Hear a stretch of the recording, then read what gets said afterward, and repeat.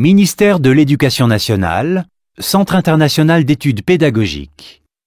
DELF niveau B2 du cadre européen commun de référence pour les langues, épreuve orale collective. Vous allez écouter plusieurs documents. Avant chaque écoute, vous entendez le son suivant. Pour répondre aux questions, cochez la bonne réponse. Vous allez écouter 2 fois un document.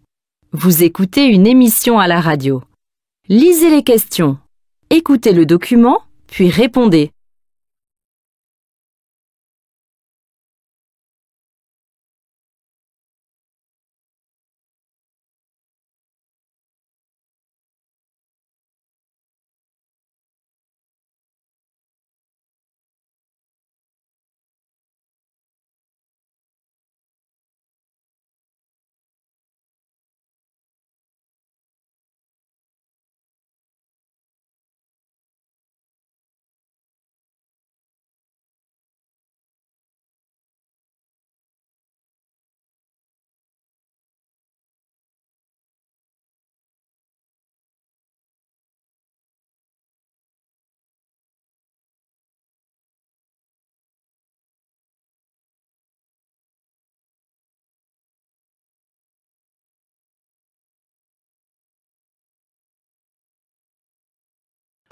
En cette période de grande tension sur la planète, les décideurs utilisent-ils le français pour réfléchir et se parler ?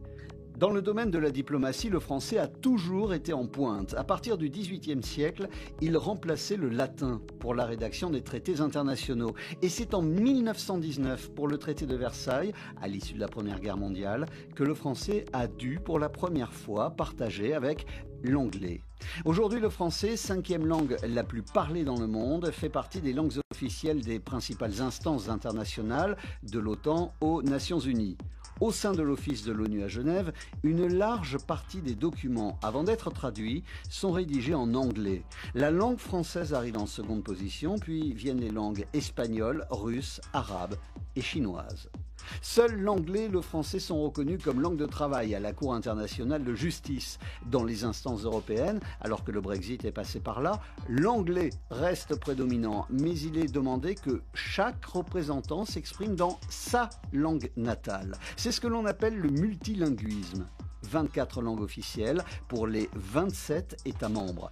À l'arrivée, de belles journées de travail pour les 5000 traducteurs des instances européennes. Pour la petite histoire, chacun sa langue, c'est l'option qui a été choisie ces jours-ci pour les nombreuses et longues conversations téléphoniques entre Emmanuel Macron et Vladimir Poutine à propos de l'Ukraine. Le français, le multilinguisme et les traducteurs ont donc encore de beaux jours devant eux. En cette période de grande tension sur la planète, les décideurs utilisent-ils le français pour réfléchir et se parler ? Dans le domaine de la diplomatie, le français a toujours été en pointe. À partir du XVIIIe siècle, il remplaçait le latin pour la rédaction des traités internationaux. Et c'est en 1919, pour le traité de Versailles, à l'issue de la Première Guerre mondiale, que le français a dû pour la première fois partager avec l'anglais.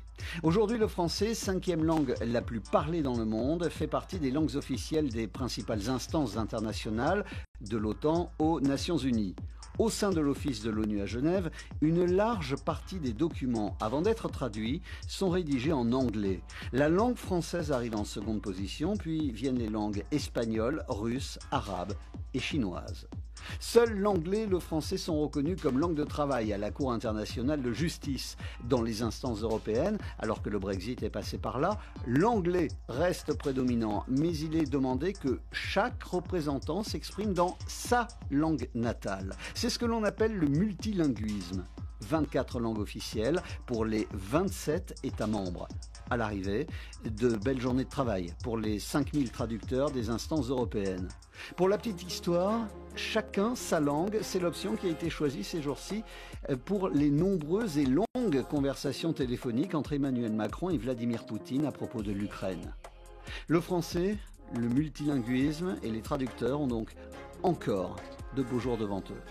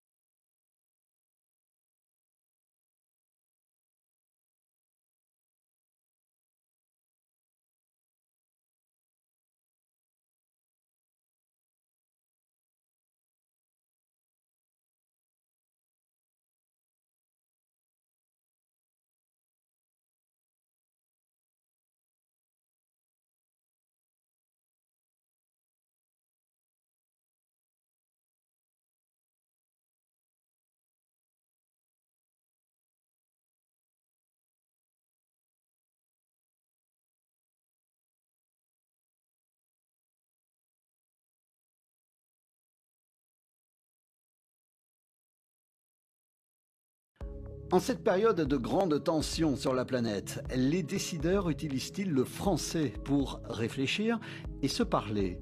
Dans le domaine de la diplomatie, le français a toujours été en pointe. À partir du XVIIIe siècle, il remplaçait le latin pour la rédaction des traités internationaux. Et c'est en 1919, pour le traité de Versailles, à l'issue de la Première Guerre mondiale, que le français a dû, pour la première fois, partager avec l'anglais.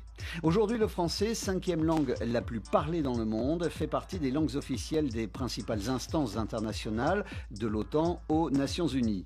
Au sein de l'Office de l'ONU à Genève, une large partie des documents, avant d'être traduits, sont rédigés en anglais.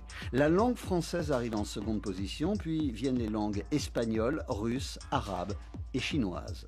Seuls l'anglais et le français sont reconnus comme langue de travail à la Cour internationale de justice. Dans les instances européennes, alors que le Brexit est passé par là, l'anglais reste prédominant, mais il est demandé que chaque représentant s'exprime dans sa langue natale. C'est ce que l'on appelle le multilinguisme. 24 langues officielles pour les 27 États membres. À l'arrivée, de belles journées de travail pour les 5000 traducteurs des instances européennes. Pour la petite histoire, chacun sa langue, c'est l'option qui a été choisie ces jours-ci pour les nombreuses et longues conversations téléphoniques entre Emmanuel Macron et Vladimir Poutine à propos de l'Ukraine. Le français, le multilinguisme et les traducteurs ont donc encore de beaux jours devant eux.